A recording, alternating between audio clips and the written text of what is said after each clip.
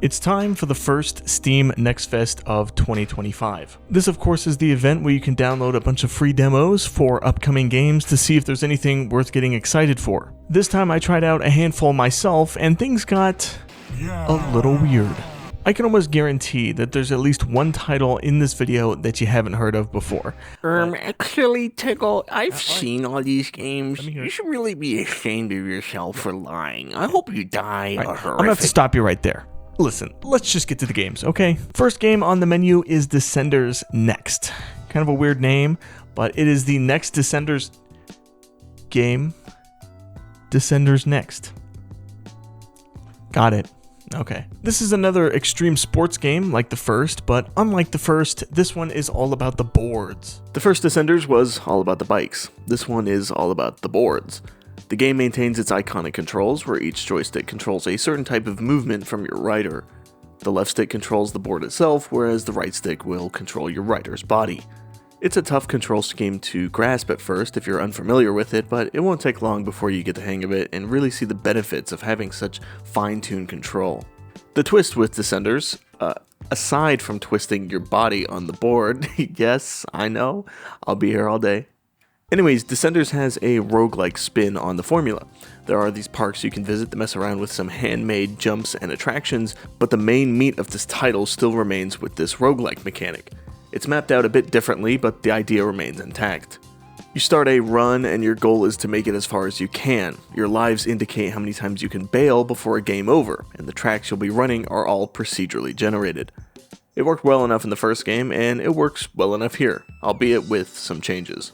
Look, it's a demo. I don't want to spend a bunch of time getting into the nitty-gritty of something that's not even out yet. The point is, yes, Descenders Next is pretty much just as good as the first one, and while I personally prefer mountain bikes, I still will be buying this as soon as it's out, all the same. It's a blast to pick up and play, and it's actually quite addictive with its easy-to-learn, hard-to-master controls. A board game where I wasn't.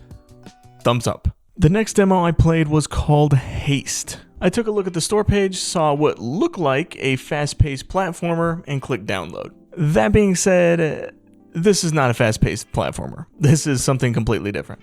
I'm listing off these games in the order that I played them, so I was starting up HASTE fresh off the back of Descenders. So imagine my surprise when HASTE is not a fast-paced 3D platformer, and instead an extreme sport-like runner where you're trying to collect as much speed as possible to get to the end of the level. Now, this demo has overwhelmingly positive reviews on Steam. It's the ultimate stamp of approval on the platform. So as I hand this over to the green screen guy, please remember that this video contains one person's opinion, and not just any person, probably the least qualified game critic out there. I mean, seriously, this guy's borderline... Okay, thank you for the handoff voiceover. Let's get to talking about the game. Let's cut to the chase. I do not like HASTE. The game I faced was not my taste. It was a waste. The levels were fine, if a bit easy. They were aced. It was well paced. My shoes were laced, though I was not braced for what was placed in this demo. I'm out of rhymes. Listen, I don't think HASTE is a bad game at all. Actually, I think it's a pretty good game. But here's the thing. It's Sonic. I don't like Sonic. This is a 3D Sonic game. And if you like 3D Sonic games, you'll really like this one. As I mentioned though, I don't, so I didn't. Let's move on. The next fest game was the Knightling. I've had this one on my wishlist for a decent amount of time now, so I was actually pretty excited to try this one out. Booting this game up, there's a real Breath of the Wild inspiration, and that is not necessarily a bad thing. In the Knightling, you play as, the Knightling, this androgynous little fella whose knight has left for some reason, and it's up to you to maintain a small amount of order and try and prove yourself worthy of knighthood. This involves running around the open world, battling monsters with your oversized shield, and running errands for those around the village. There's actually a fair bit to the demo, though most of it ends up being busywork quests. Thankfully, this actually works somewhat well here, since Knightling isn't solely about the combat or the platforming or the questing, it's a little bit of everything. And this demo has a fair bit of each to give you a taste of what the game is. The controls are tight, the animations are bouncy and cartoonish, and the sound design is top tier. Smacking something with the shield lets out this cathartic bonk that just really never gets old. Yes. And it's one of those games that has enough background noise to not feel completely empty when there isn't music playing. Again, reminding me of Breath of the Wild.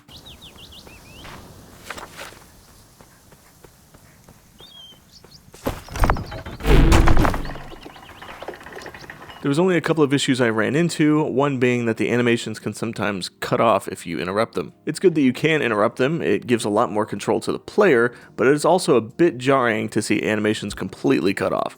It would be nice to see some smaller animations added to bridge the gap between different moves. It's one of my smaller gripes though. The only other issue I had was the performance.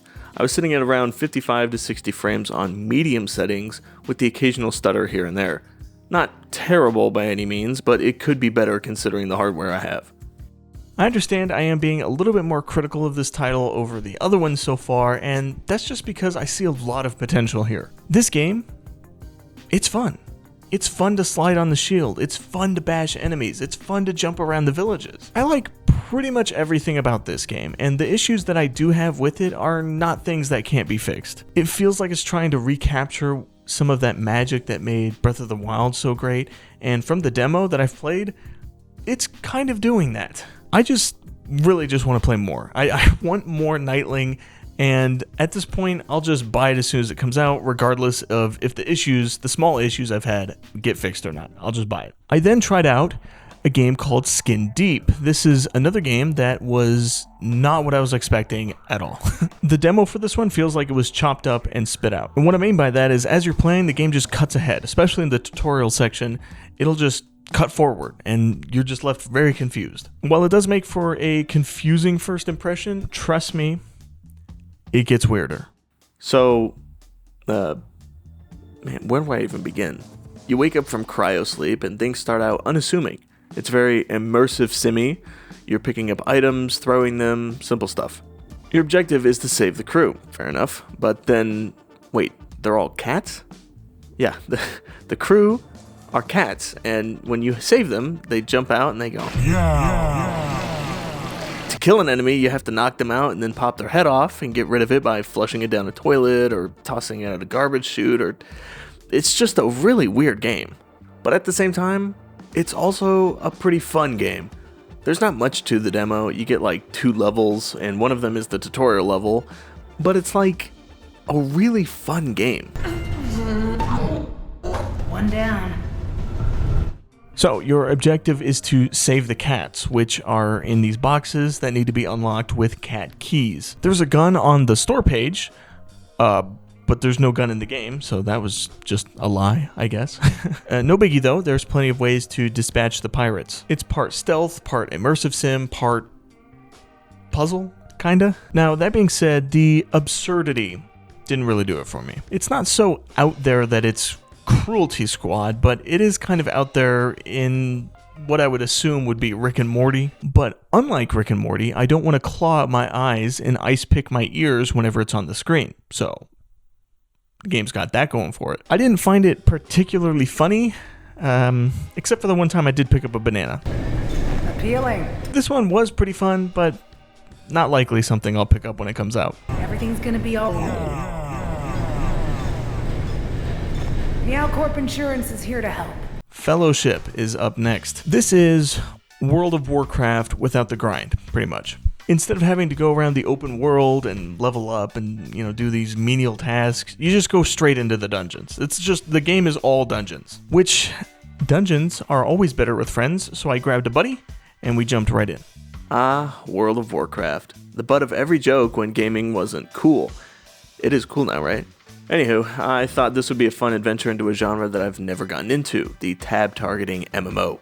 There's a few different characters to choose from instead of making your own, which is fine. But when GP and I got into the game, we couldn't. Look, this is just another game that wasn't for me. I just don't like the tab targeting. I find it quite boring, actually. You click an enemy or hit tab to target them, then punch some buttons to use spells. I just don't like this. And to be honest, I can't even fully explain why. I like real-time with pause CRPGs, Knights of the Old Republic, Pillars of Eternity, and on paper, it's a very similar style of game. It just doesn't work for me here for some reason. We were definitely a hindrance to the team. Like, we were pretty terrible. I kind of felt bad for our teammates, but hey, Refariat and Sem, if you guys are out there, we were genuinely trying our best. I'm sorry. You got our A game. That was it. That was all we had. This is definitely a game that if this is your thing, if this is what you like, this game is like a wet dream, right? It's all the best parts without any of the bad parts, but for GP and I, it was less wet dream and more dry nightmare. We only did one dungeon, and by the end, I was clocked out, so this one was not for us. This brings us to the final demo, Shape of Dreams. This is an action roguelike, think Hades, Risk of Rain, that kind of thing. This was right after Fellowship, so GP and I dusted ourselves off and tried out Shape of Dreams. So it's pretty much what you'd expect. You pick a character and you start a run and try to make it to the end. Roguelike, yeah, sounds about right. There are some things here I think that are pretty cool. There's a really cool ability system where you can mix and match any skills you find and then slot them with gems for more effects. And then you're able to freely swap things around whenever you want. The characters all have unique designs and playstyles, and it's just a really solid roguelike game. That being said, it really is just another roguelike game. It's a good one, but it's not particularly innovative outside of the really small build crafting changes. We had a good time playing it, and the fact that it does have co-op makes it much more compelling, but I don't know, man, there's just so many of these kind of games, and it does feel like they've peaked. I mean, Risk of Rain and Hades still stand as the behemoths of the genre, and there's like 2 games in each of their series. It's unfortunate to say, but unless you've played nearly every other action roguelike, there's really no reason to play this one. Now, don't get me wrong, this game is good. It's actually really good. The problem is that this genre is so saturated at this point, especially in terms of indie games, that I feel like this one will just get lost in the sea of other titles. It's good, and I recommend it, but at the same time, I recommend other roguelikes more. Hades, Risk of Rain, RoboQuest, Slay the Spire, One Step from Eden. These games are all in the same genre, but they're all so different from each other. Shape of Dreams is actually closest to Hades, arguably the best the genre has to offer, which I do think is going to hurt this title. I hope this game succeeds. I hope the co-op and the character customization is enough to make it shine for folks, but I'm just not sure it does for me. Also, the characters walk funny and the UI hurts my eyes, so I didn't know where else to say that. Well, that was quite a mixed bag of titles. Usually Next Fest has some bigger names in it, but this time it was a little bit more low-key, games I had pretty much never heard of. And I enjoyed playing some games that I had genuinely knew nothing about. Some were good, some were bad, and some just weren't for me. I wish immense success for all the fine folks that are making these games, and if anything you saw today looks interesting, definitely check it out. What are your most anticipated upcoming releases? Let me know down in the comments. Until next time.